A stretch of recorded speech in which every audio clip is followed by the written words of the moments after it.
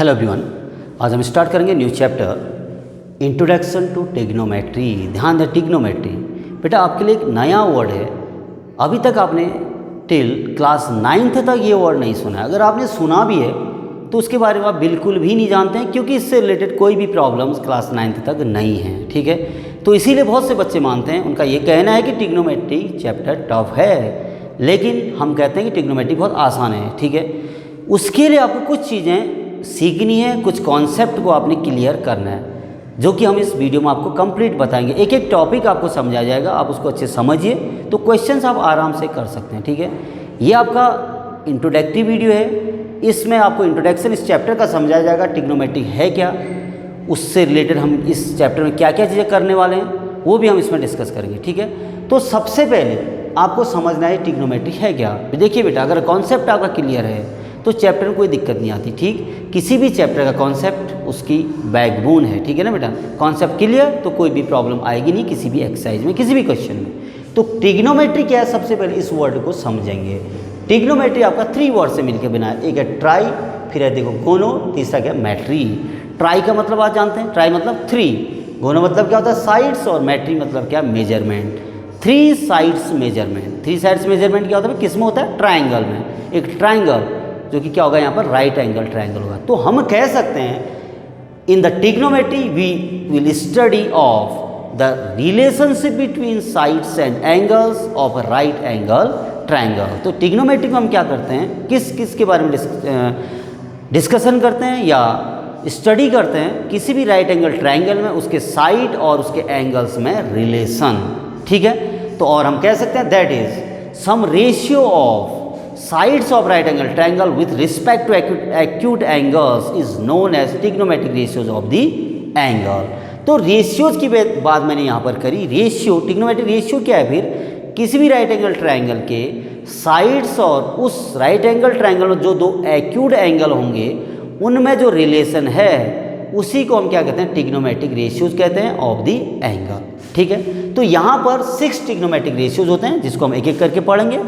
होते क्या हैं, हम उसको कैसे लिखते हैं और क्या पढ़ते हैं। ठीक है, तो सबसे पहले मैं बात करता हूं एक राइट एंगल ट्राइंगल की। देखो right angle triangle, suppose that right angle यहाँ पर बी पर बन रहा है और जो रिमेनिंग 2 एंगल्स होंगे आपको भी पता है क्या होंगे, आपके एक्यूट एंगल होंगे। सपोज दैट ये एंगल क्या हैं, ए और सी हैं। Let A B C is a right angle triangle, right angled at B and A and C are 2 acute angles. तो उस केस में देखो ट्रिग्नोमेट्रिक रेशियोज हम क्या लिखते हैं, नंबर फर्स्ट साइन, इसको लिखते हैं साइन ऑफ एंगल ए, और पढ़ते क्या है इसको, साइन ए, और लिखते ऐसे हैं शॉर्ट में sine A is equal to क्या होता है बेटा, देखो साइन ए ये आपका राइट एंगल ट्राइंगल है, और हम इस राइट एंगल ट्राइंगल में हमें पता है हाइपोटेन्यूस क्या होता है, opposite side of the right angle, इसको हम कहते हैं हाइपोटेन्यूस।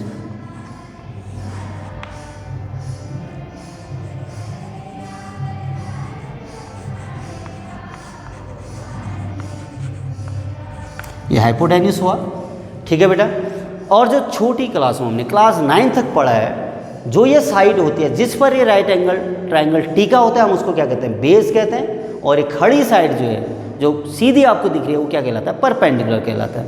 लेकिन यहाँ पर कुछ चेंज होगा। देखिए अभी तो ये एंगल ए की मैं बात कर रहा हूँ, तो इस एंगल ए के लिए, इस एंगल की बात कर रहा हूँ, इस एंगल ए के लिए ये क्या होगा, आपका बेस होगा। जहाँ पर एंगल बनता है, जिस साइड के साथ एंगल बनता है क्या होता है, हमेशा बेस होता है। और opposite side of the acute angle is known as perpendicular, ये क्या होगा, आपका परपेंडिकुलर होगा। ठीक है,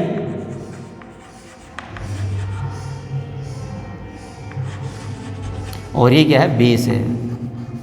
फिलहाल किसके लिए, एंगल ए के लिए। अगर यहीं पर मैं एंगल सी की बात करूंगा, अगर मैं एंगल सी ले लेता हूं, ये एंगल सी दूसरा एक्यूट एंगल, तो उस केस में बेस कौन सा होगा, ये बेस होगा उस केस में। ये देखो जिस साइड के साथ एंगल बनता है वो क्या कहलाता है, बेस, और उस एक्यूट एंगल की अपोजिट साइड क्या होती है, परपेंडिकुलर होती है। बहुत सी मिस्टेक यहीं पर होती है बच्चों से, तो ध्यान देना इस पर। आप कौन सा एक्यूट एंगल ले रहे हैं उस पर डिपेंड करेगा बेस और परपेंडिकुलर। ठीक है बेटा, तो ध्यान देना। फिर अब यहाँ पर देखो सबसे पहला रेशियो मैंने लिखा sine of angle A, that is sine A, लिखते साइन ए ऐसे पढ़ते भी हैं sine A, is equal to होता है आपका परपेंडिकुलर अपॉन हाइपोटेन्यूस। ये परपेंडिकुलर है, ये हाइपोटेन्यूस है बेटा, इज इक्वल टू क्या हो गया फिर बी सी अपॉन ए सी, ठीक है। और दूसरा cosine of angle A, cosine of angle A, इसको लिखते हम हैं इस टाइप से, ये पढ़ते हैं cos A is equal to ये होता है आपका बेस अपॉन हाइपोटेन्यूस। इसको भी कैसे याद करना है अभी आपको एक शॉर्ट ट्रिक बताई जाएगी, उसको आप फॉलो करेंगे तो बहुत आसान लगेगा, ठीक है। बेस अपॉन हाइपोटेन्यूस, बेस क्या है आपका ए बी है और हाइपोटेन्यूस क्या है ए सी। ध्यान दें बेटा, मैं फिर रिपीट कर रहा हूँ, बेस और परपेंडिकुलर डिपेंड करेंगे इन दो एक्यूट एंगल पर, हाइपोटेन्यूस तो सेम ही रहता है, ठीक। उसके बाद थर्ड है आपका tangent of angle A, tangent of angle A, इसको लिखते ऐसे हैं ये टेन ए और पढ़ेंगे टेन ए, टेन ए पढ़ते भी ऐसे टेन ए, ठीक है ना। Tangent A, tangent of angle ए, इसकी जो एब्रिविएशन फॉर्म है टेन ए है, ठीक है। इज इक्वल टू ये होता है परपेंडिकुलर अपॉन बेस, ये परपेंडिकुलर ये है बेटा बी सी अपॉन बेस क्या है ए बी है, ठीक है भाई। उसके बाद आया cotangent A of angle A,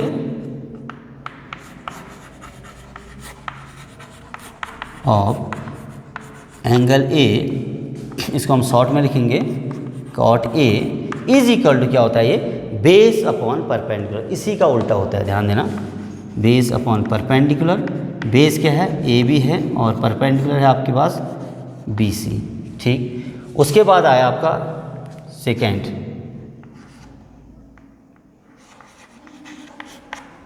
of angle ए और इसको लिखते क्या है sec A is equal to क्या होता है बेटा ये आपका हाइपोटेन्यूस अपॉन बेस, ठीक है।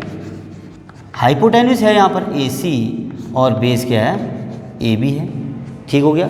उसके बाद जो लास्ट है 1 2 3 4 5 लास्ट है कोसेकेंट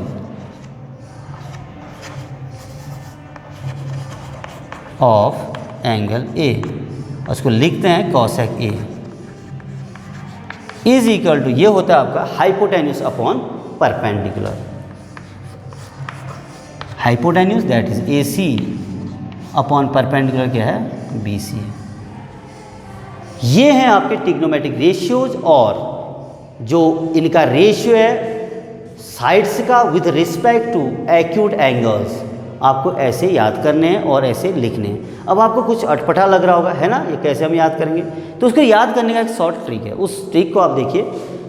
तो ट्रिक क्या है देखो, पी बी, अभी मैं इसको एक्सप्लेन करता हूँ, P B P upon B H H, ऐसे आपको याद रखना। अब इसके लिए कोडिंग आप भी बना सकते हैं, अपना हिसाब अपनी कोडिंग भी आप इसके लिए बना सकते हैं। देखो अब मैं यहाँ पर क्या कह रहा हूँ, कैसे आपको याद रखना है। अगर आप इस सीक्वेंस को याद करते हैं, सीक्वेंस डजंट मैटर, ऐसा नहीं कि first year second year third fourth 5 6, ऐसा नहीं है, आप किसी को भी पहले याद कर सकते हैं। लेकिन अगर आप इस सीक्वेंस को याद करते हैं तो ये इसके लिए कोडिंग है, ठीक है ना।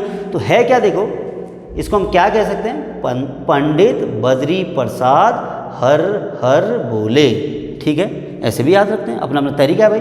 पंडित बद्री प्रसाद हर हर बोले, ऐसे भी याद रखते हैं। दूसरा, अब दूसरा तरीके से भी याद कर सकते हैं, कैसे, पाकिस्तान भूखा प्यासा हिंदुस्तान हरा भरा, ऐसे भी याद रख सकते हैं, ठीक है। शायद ये आपको ज़्यादा जल्दी याद होगा, क्या कहा मैंने, पाकिस्तान भूखा प्यासा हिंदुस्तान हरा भरा, P B P upon H H B, ठीक है भाई। ऐसे आप किसी भी कोडिंग को आप याद कर सकते हैं, लेकिन सीक्वेंस ये होगा। अब सीक्वेंस ये कैसे फॉलो करता है, देखो साइन पहला क्या है, देखो साइन, ये sine, sine is equal to perpendicular upon hypotenuse, perpendicular upon hypotenuse, ठीक है। उसके बाद है कॉस, कॉस बराबर क्या होगा, base upon hypotenuse, base upon hypotenuse. उसके बाद टेन है, देखो टेन परपेंडिकुलर अपॉन बेस, ये परपेंडिकुलर अपॉन, ये परपेंडिकुलर अपॉन बेस।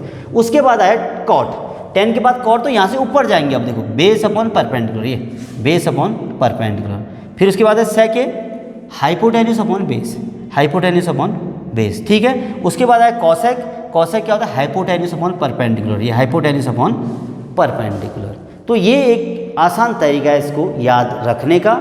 जो इसकी फर्स्ट एक्सरसाइज है 8.1 टोटल इसी पे बेस है। अगर ये चीज़ आ गई आ गई क्या? आ जानी चाहिए भाई। एक राइट एंगल ट्रायंगल आपके सामने दिख रहा है और याद करने का तरीका ये है, आप इससे याद करिए, ठीक है। नई चीज़ है, मैं बार बार कह रहा हूँ, आराम से वीडियो को देखना। आप पॉज करिए जहाँ पर आपको समझ में नहीं आ रहा है, दोबारा वॉच करिए तो समझ में आ जाएगा। मैंने यहाँ पर बात करी थी एंगल ए, एक्यूट एंगल यहाँ पर दो बन रहे हैं, एक ए बन रहा है, एक सी बन रहा है। ए की बात तो हम कर चुके हैं, ठीक है। अब मैं फॉर एग्जाम्पल एक एंगल को लेता हूँ, सपोज दैट मैंने क्या ले लिया, साइन ही ले लेते हैं, चलो साइन सी। देखो साइन सी, साइन मतलब है परपेंडिकुलर अपॉन हाइपोटेन्यूज, पहला था ना ये, perpendicular upon hypotenuse is equal to. अब परपेंडिकुलर होगा क्या, किसको कहा था perpendicular? Opposite side of angle C, that is A B, ये परपेंडिकुलर हुआ। ये बात मैं पहले कर चुका, ध्यान देना। जो आप एक्यूट एंगल लेंगे उसकी अपोजिट साइड क्या होगी? परपेंडिकुलर होगी, और जिस साइड के साथ एंगल बन रहा है वो क्या होगा? बेस होगा। तो परपेंडिकुलर क्या है बेटा? ए बी अपॉन हाइपोटेन्यूज, तो वही रहता है हमेशा A C, opposite side of right angle, ठीक है। तो ये कॉन्सेप्ट समझ में आया होगा आपके। आप अगर इसको समझ लिए हैं अच्छे से तो एक्सरसाइज 8.1 आपको क्लियर है बिल्कुल, ठीक है। एक्सरसाइज 8.1 में ही इसका यूज़ नहीं होगा, आगे को भी यूज़ होगा, ठीक। तो इसीलिए इसको समझिए, बहुत अच्छे से समझना है बेटा। मैं एक बार जल्दी जल्दी फिर रिवाइज करा रहा हूँ। ये आपका एक राइट एंगल ट्राइंगल है, इसमें मैंने कहा था 6 ट्रिग्नोमेट्रिक रेशियोज होते हैं, ठीक है ना। उसमें रेशियो हैं क्या? Sine, cos, tan, cot, sec, cosec, ठीक, समझ रहे हैं। Sine A is equal to perpendicular upon hypotenuse, ये cos A base upon hypotenuse, tan A perpendicular upon base, cot A base upon perpendicular, sec A hypotenuse upon base, cosec A क्या है? Hypotenuse upon perpendicular, hypotenuse upon perpendicular. ये इससे याद हो जाएंगे। और फिर से बात करते हैं बेस और परपेंडिकुलर पर। बेस किसको लेंगे? जो आप एंगल ले रहे हैं। अगर ये एंगल है तो ये सांस लगी हुई साइड बेस होगी, इसकी अपोजिट साइड परपेंडिकुलर होगी। ये इस एंगल की अपोजिट साइड ये है परपेंडिकुलर, इसीलिए अगर ये एंगल लेंगे तो इसकी अपोजिट साइड ये है, तो ये इसका परपेंडिकुलर होगा और ये बची साइड बेस होगी, हाइपोटेन्यूज तो वही रहता है। तो बेटा देखिए, अब जो नेक्स्ट टॉपिक हम डिस्कस करेंगे वो है आपका trigonometric ratios of some specific angles, ठीक है बेटा। जो ट्रिग्नोमेट्रिक रेशियोज हैं, फॉर एग्जांपल जैसे हमने एंगल ए लिया था, एंगल सी लिया था, तो एंगल ए सपोज आपको 30 डिग्री दिया है, 0 डिग्री दिया है, 45 डिग्री दिया है, तो उस पर ट्रिग्नोमेट्रिक रेशियोज की क्या वैल्यू होती है, ठीक है। जैसे यहाँ पर लिखा देखो, the values of the trigonometric ratios of angles 0 degree, 30 degree, 45 degree, 60 degree and 90 degree. आपके क्लास 10th स्टैंडर्ड में आपका केवल 90 डिग्री तक है, तो हम यहीं तक डिस्कस करेंगे, ठीक। तो हम इसके लिए एक टेबल बनाएंगे। देखो, उस टेबल की हेल्प से आपको याद रखनी है इन ट्रिग्नोमेट्रिक रेशियोज की इन पर्टिकुलर एंगल्स पर क्या वैल्यू होती है, ठीक है। तो ध्यान देंगे, थोड़ा समझेंगे इस टेबल को। इस टेबल को याद करने के लिए भी एक आसान तरीका है, उस तरीक़ों को आप फॉलो करिए तो आपको टफ नहीं लगेगा बेटा, ठीक है ना।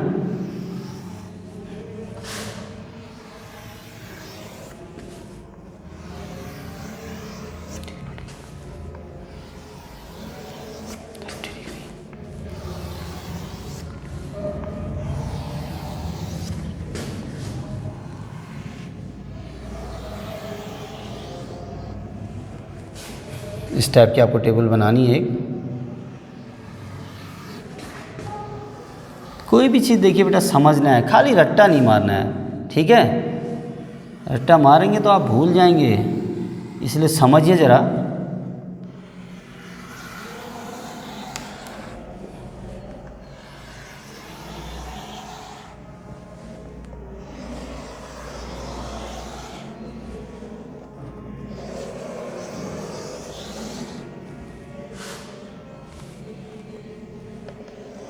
क्योंकि 6 ट्रिग्नोमेट्रिक रेशियो है तो आपको 6 रोज यहाँ पर बनानी होंगी बेटा, ठीक है।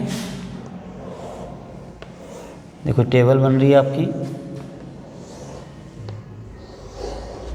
ठीक हो गया। तो सबसे पहले आपके एंगल होंगे। एंगल क्या है? 0 डिग्री, 30 डिग्री, ये आ गया आपका 45 डिग्री, यह 60 डिग्री, और ये कितना आया? 90 डिग्री, ठीक है। और यहाँ पर हम लिखेंगे ट्रिग्नोमेट्रिक रेशियो। ट्रिग्नोमेट्रिक रेशियो क्या है? साइन, ठीक। दूसरा आएगा आपका कॉस, फिर आया टेन। देखो मैंने जिस सीक्वेंस में स्टार्टिंग में आपको बताया था, मैं उसी सीक्वेंस में लिख रहा हूँ। टेन, कॉट, सेक और कॉसेक, ठीक है। ये 6 ट्रिग्नोमेट्रिक रेशियोज हो गए। अब सबसे पहले साइन का तो आपने अच्छे से याद करना ही करना है, ध्यान देना। साइन 0 की वैल्यू क्या होती है बेटा?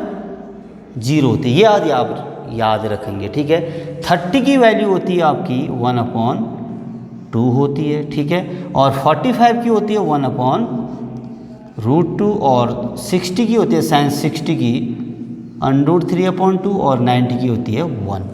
तो ये फर्स्ट रो मतलब साइन 0 की 0, साइन 30 की 1/2, साइन 45 1/√2, साइन 60 √3/2, साइन 90 1, ठीक।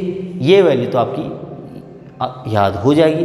उसके बाद कॉस में क्या करना है, इसके रिवर्स लिख देना है। देखो इसको यहाँ लिख देंगे 1, ठीक है ना।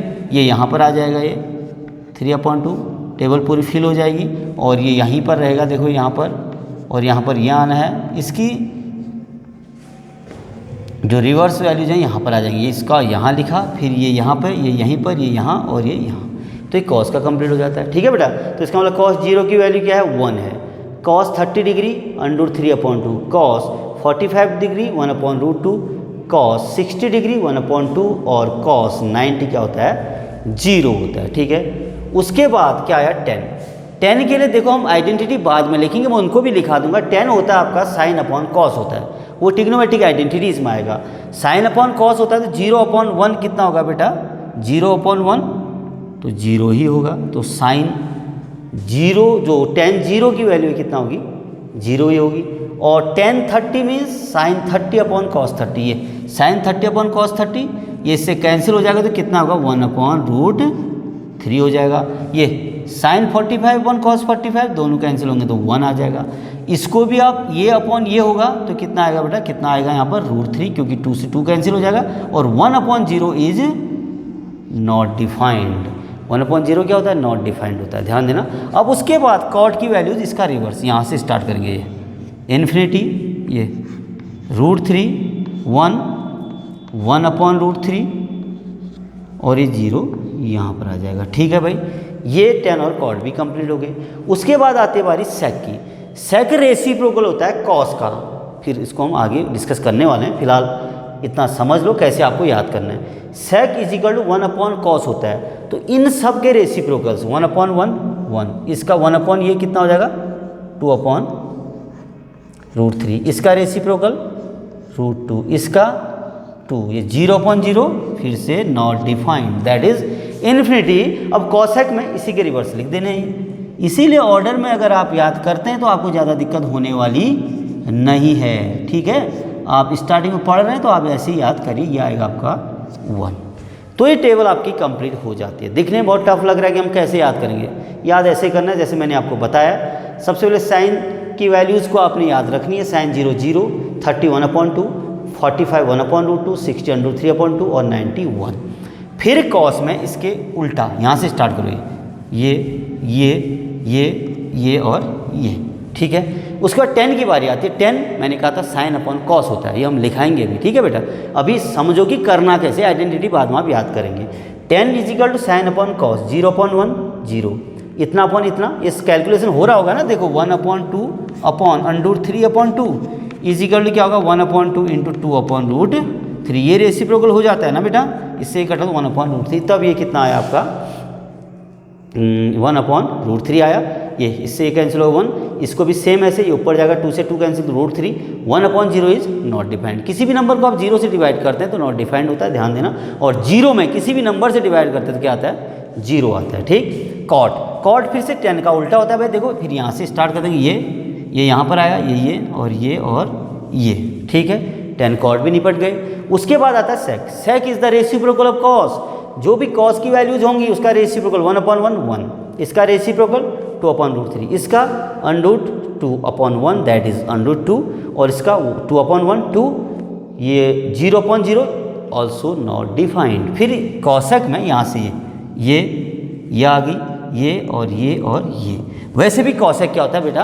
कॉसेक साइन का रेसिप्रोकल होता है। जब हम क्वेश्चन ऑफ वैल्यूज रखेंगे, जब हम क्वेश्चन सॉल्व करेंगे, हम आगे को बढ़ते जाएंगे ना, और हम आइडेंटिटी सीखेंगे, और भी हमारे पास ट्रिक्स आ जाते हैं फिर क्वेश्चन सॉल्व करने के। अभी हम लिमिटेड तरीके होते हैं स्टार्टिंग में, जब हम पूरी एक्सरसाइज करने की कंडीशन में होते हैं तब हमारे पास और भी ऑप्शन हो जाते हैं कि हम क्वेश्चन को कैसे सॉल्व करें।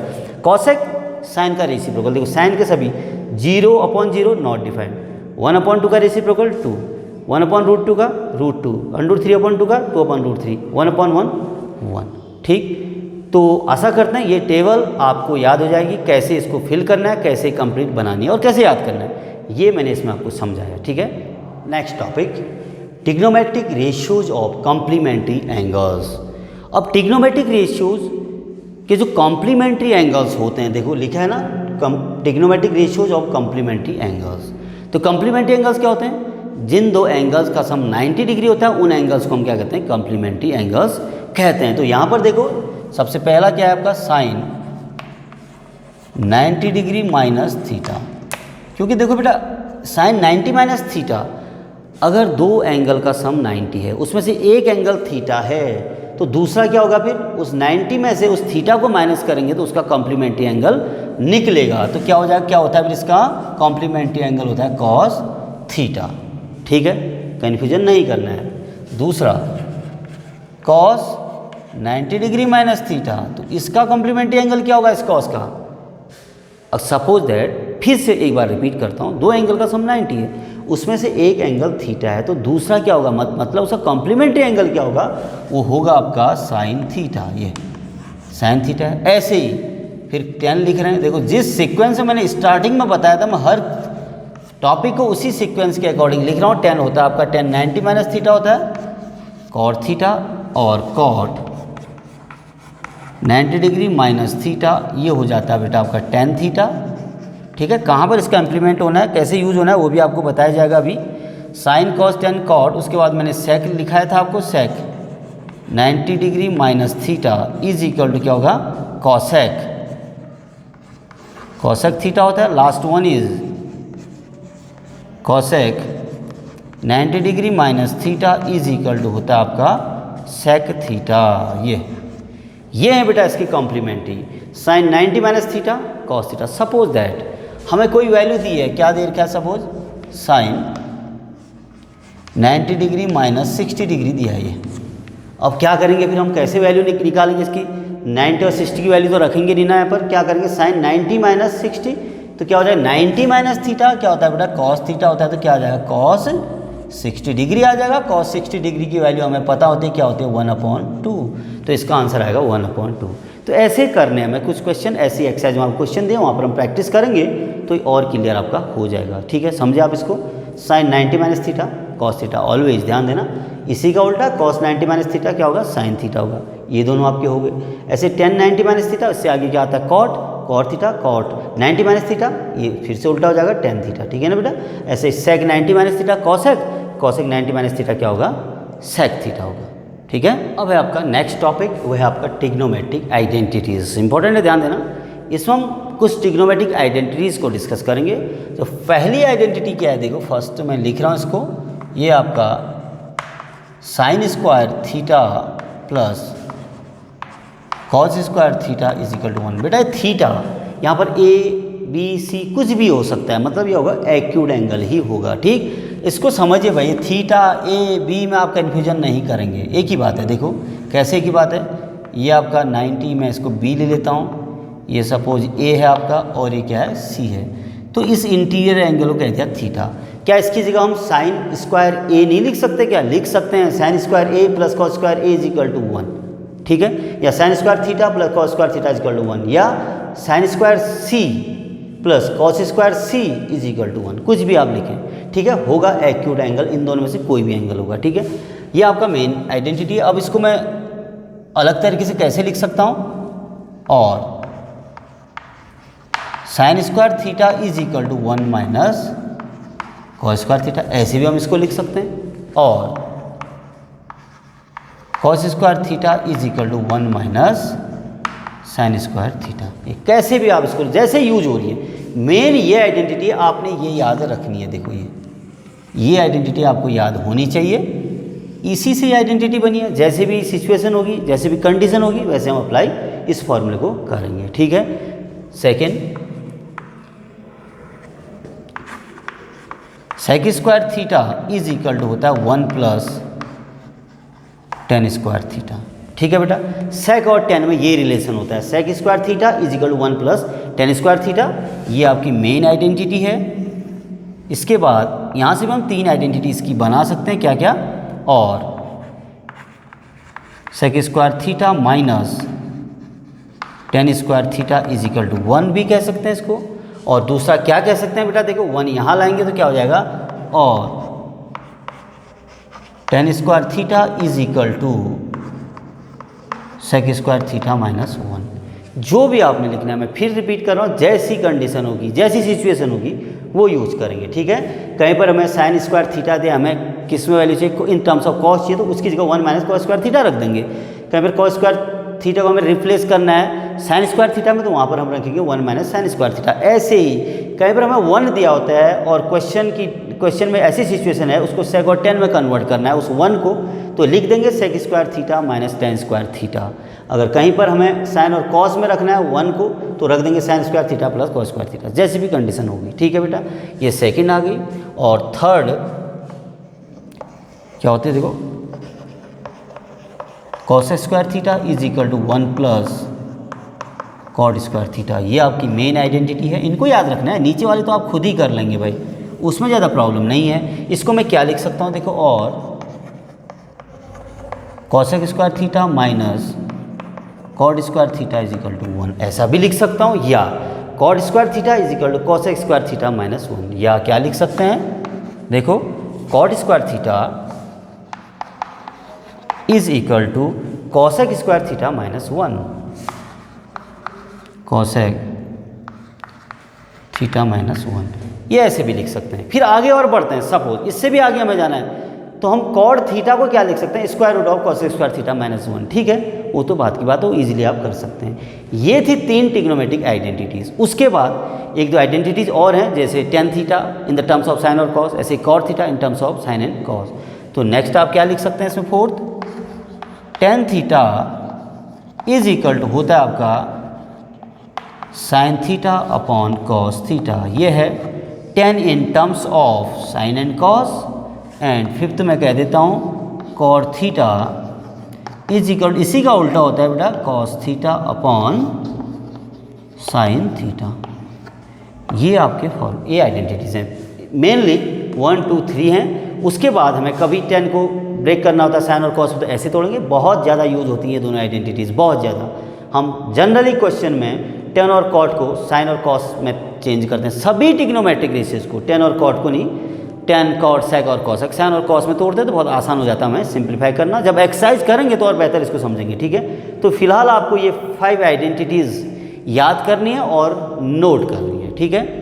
बेटा देखिए, इसमें नेक्स्ट टॉपिक है आपका रेसिप्रोकल्स ऑफ ट्रिग्नोमेट्रिक रेशियो। जैसा मैंने शुरू में भी कहा था, जब टेबल हम कर रहे थे इसकी, तो उसमें कहा था कि साइन कॉसेक का रेसिप्रोकल होता है या कॉसेक साइन का होता है ना, 10 कॉट का होता है, सेक कॉस का होता है। तो हम उसको अब लिखेंगे, उसको यहाँ पर समझेंगे। तो देखिए, फिर सबसे पहले आपका साइन ए या थीटा जो भी लिखते हैं, sine A is equal to होता है 1 अपॉन कॉसेक ए। ये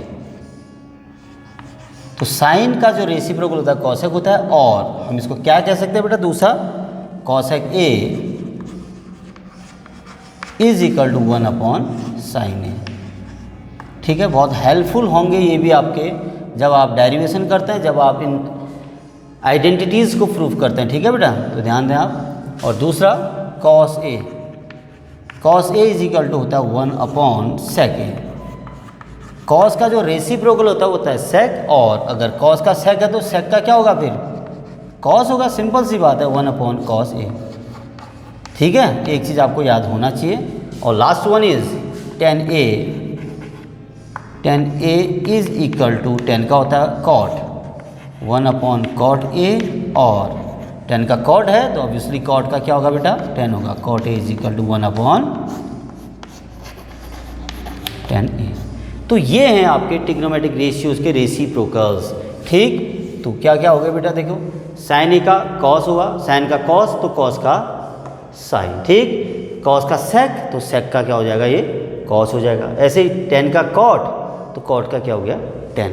तो ये ट्रिग्नोमेट्रिक रेशियोज भी आपके दिमाग में होने चाहिए, इनको भी आपने याद करना है, ठीक है। तो इसको भी नोट करिए। तो इस प्रकार से आपका जो ये टिग्नोमेट्री है इसका इंट्रोडक्टरी वीडियो कंप्लीट होता है। आपको ये कंप्लीट कॉन्सेप्ट, कंप्लीट फॉर्मूले अच्छे से याद करना है और अच्छे से वीडियो को समझना है। कैसे कैसे आपको ये फॉर्मूले समझाए गए, कैसे आइडेंटिटीज़ को समझाया गया और जैसे आपकी वैल्यूज़ बताई गई आपको वैसे याद करना है, ठीक है ना। वैल्यूज़ मतलब जो साइन जीरो, कॉस जीरो, जो डिफरेंट टिग्नोमेट्रिक रेशियोज़ की डिफरेंट एंगल पर जो वैल्यू को आपको समझाया गया है उसको आपने समझ के याद करना है, ठीक। तो उसके बाद हम नेक्सट वीडियो में मिलेंगे एक्सरसाइज 8.1 के साथ। कर दो यार।